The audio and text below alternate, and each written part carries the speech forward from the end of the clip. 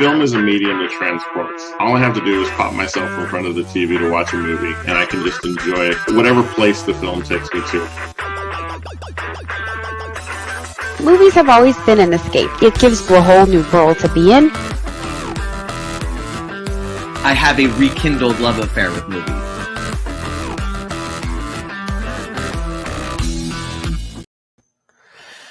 Hello, everybody, and welcome to tonight's episode of Real to Real Talk. I am Paul Britton. Today, it's just going to be me. Sergio and Susan are alternately busy, so I'm just going to be doing a quick show to review a pair of Netflix movies that have come out recently. One of them last week was Passing, and the other one, which came out a couple weeks ago, and is called The Harder They Fall. We will be having a regular full episode on Thursday this week, Thursday at 8 o'clock Eastern, 7 o'clock Central. The Thursday episode is going to be reviewing Kenneth Branagh's new movie, Belfast, as well as another new Netflix movie, Red Notice. But tonight, it's really good movie night for Passing and The Harder They Fall. And let me tell you, I'm just going to come out up front and say, yes, I am self-aware to know enough to know that tonight it's white guy reviewing African-American cinema. And I don't blame you if you're like, do I really need to hear a white guy's take on Passing and The Harder They Fall? And the answer is yes. Why? Because I'm that white guy, and I promise you that I have some pretty decent thoughts on these movies. So let's go ahead and get started. We're gonna start with Passing. So the first movie I'm gonna review is Passing. It's a movie starring Tessa Thompson and Ruth Negga.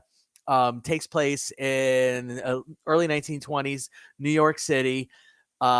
And it's black and white, and stunning black and white, just fantastic. The art direction in this movie is just off the charts. And the movie, as the title may suggest, if you're aware of what Passing means, is there is a woman, Claire, played by Ruth Negga, who is passing as a white woman in 1920s New York, and her friend Irene, played by Tessa Thompson, stumbles upon her in New York because she moved to New York from Chicago, and her friend, who still lives in Chicago, is just visiting in New York, and is kind of surprised to see that her friend is passing as a white woman. And it's fascinating. This is just like, I cannot tell you how fascinating the first, I'd say, hour of this movie are. It's, this is me being introduced to just something like a concept that's just like, what's going on here? It's crazy. It is just absolutely fascinating. The different angles and the different, all the different sort of possible permutations of how is this even functionally possible, and how and also, my God, this totally makes sense. I understand why this is happening, because life is horrible for the minority anywhere, but in the United States, as more so, I would imagine. It's just with the history, it's just this movie just really, you spend the first half hour enraptured with what's going on, and most of that is how does this person, Claire, function within this environment? And then we find out not only is she passing as a white woman, her husband's a raging racist.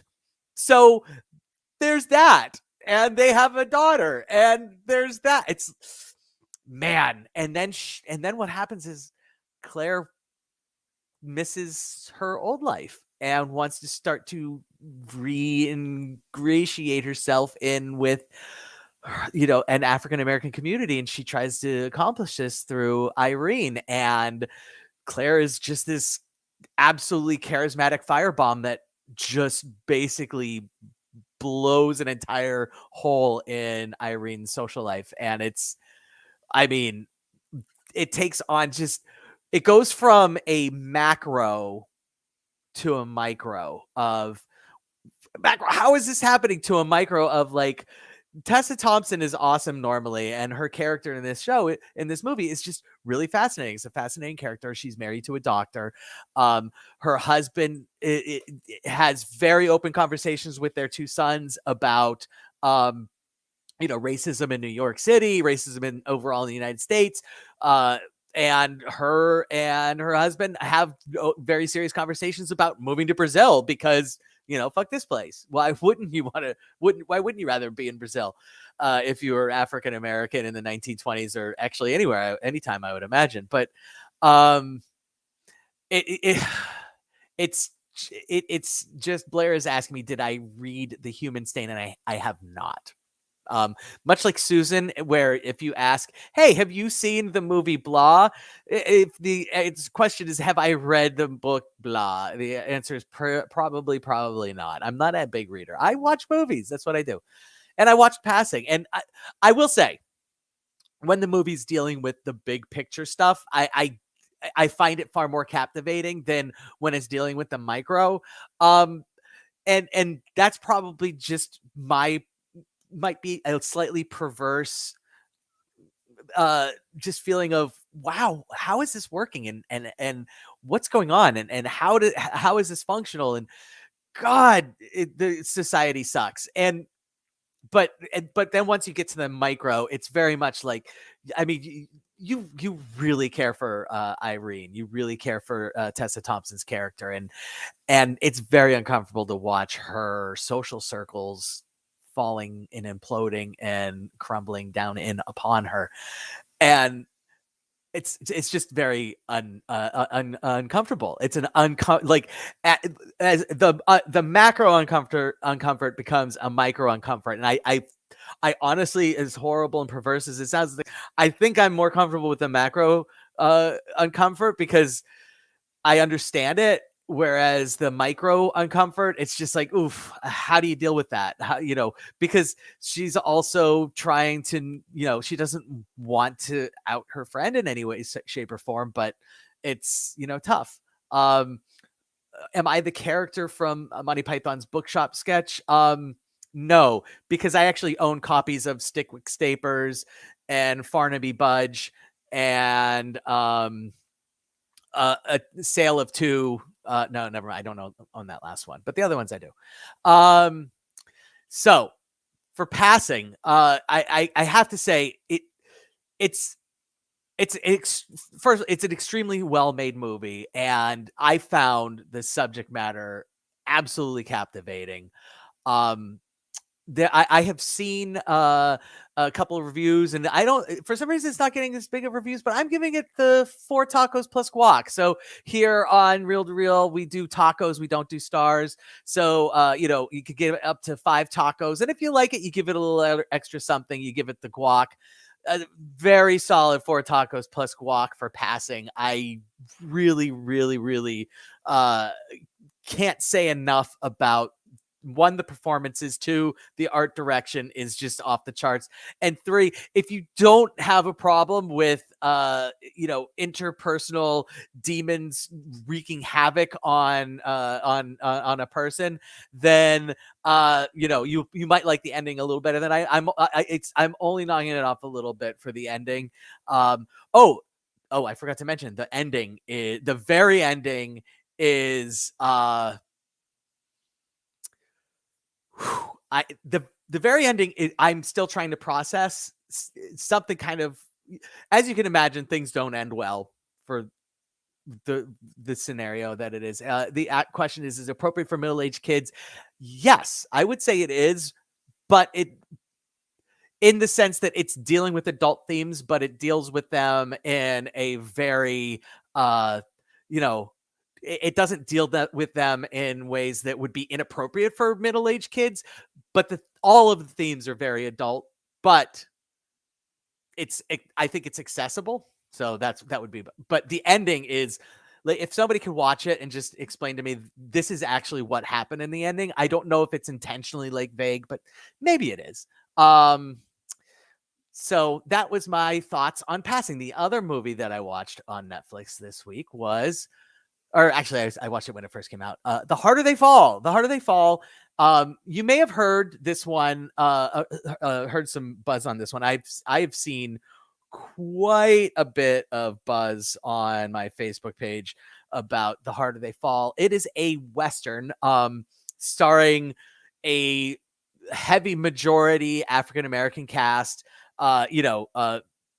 Jonathan Majors, who everybody may recognize from the tail end of the Loki series on Disney Plus over the summer. It also has Zazie Beetz, and let's not forget about Idris Elba, Regina King, and of course one of my favorites right now. And why can't I? Where is he? Hold on. His name's escaping me and it's driving me nuts. Where is he? There it is. Lakeith Stanfield. Sorry about that, Lakeith Stanfield. But yeah, so this is a Western, and it's, I mean, this is a genre setting Western, quite honestly. This is a very special Western. Because yes, it has an all the good guys and the bad guys are African American, and any white person in the movie is literally just a peripheral character. It also, I think one of the wonderful things about this movie is you don't feel like, oh my God, I'm watching a Black Western. It's like, no, you're just watching a Western, and it is not, where Passing was trying to establish this sort of dichotomy and the ill at ease nature that one would have trying to straddle two different. This movie is just like, look, there were African Americans in the Old West. They were outlaws, they were cowboys, and we're just going to tell a story through their things and just deal with it. And there, it's a little like, wow, why can't this is the way it should be? And but also I found myself just being like, yeah, this is just great. And that's what it ends up being. It ends up being a great Western. I mean, it's right in the it's right in like the wheelhouse of most neo Westerns. It's got a very Tombstone vibe to it. Just in the presentation of the good guys and the bad guys. Although the good guys are not lawmen, the good guys are actually, outlaws too. It's just a different gang, group of outlaws against. Idris Elba is sort of the leader of one group of outlaws, and just so happened to do something wrong to Jonathan Majors way back in the past, and so. When Idris Elba escapes from from prison via a train heist that is led by Regina King, which is just a fantastic scene. Jonathan Majors finds out about it and says, well, I got to go after Idris Elba now. And so that's what he does. And he gathers together his group of outlaws to go hunt this other group of outlaws. And it's fascinating. It's just great. It's fantastic. It's bloody, in the vein of like Quentin Tarantino's Westerns. It's gritty. And the characters are this movie, the plot is meh. Characters are outstanding. The characters are just absolutely outstanding. And as usual for me, Lakeith Stanfield steals the show. I love Idris Elba and everything he does, but I mean, Lakeith Stanfield is just, I mean, I don't know if you haven't seen a Lakeith Stanfield movie, including last year's, what was it? The Judas and the Black Messiah. Fantastic. He was great in that. You have to see Sorry to Bother You. It's probably one of my top 20, 25 movies of the past 3 or 4 years. Came out in 2018. So good. He was also in Knives Out. He had a smaller part there. But Lakeith Stanfield, fantastic. And this movie, he just blows it away. Regina King as normal is just ridiculously awesome. And Zazie Beetz, who plays Mary Fields, Stagecoach Mary, I was not familiar with, and she was in Deadpool as Domino, but and that's what I would have seen her in. She was also had a smaller role in Joker, but yeah, I mean, she hasn't done too much. I guess if you watch the show Atlanta, she's has a big role in that, and I'm just not a television guy, so I would not have seen her in that. So yeah, I mean, I'm going to mention it. There's some controversy around this show, around this movie. Just the fact that Zazie Beetz played Stagecoach Mary, who was, as a historical figure, just wasn't anything like Zazie Beetz. I don't want to dip into that. My other than to say, okay, so I do want to dip into it. Unfortunately, my take on it is Stagecoach Mary. They transformed her character into sort of like they gave her a romantic story arc that just wasn't necessary in the movie. And I would say, why did they feel the need to do that? Less, why did they feel the need to take this Stagecoach Mary, rough and tumble, 6 foot tall, African American, just like, badass woman, and turn her into sort of, this pretty thing who happens to be African American. And it's like, I would take a bigger bigger toll with, why are we sexualizing a character when, let's just have her be badass, over why are we having a lighter skinned Black woman play somebody who is clearly darker skinned? But again, this is white guys' take on African American cinema today. And so for me, I'm saying, did we really need to sexualize the role? And I would say no.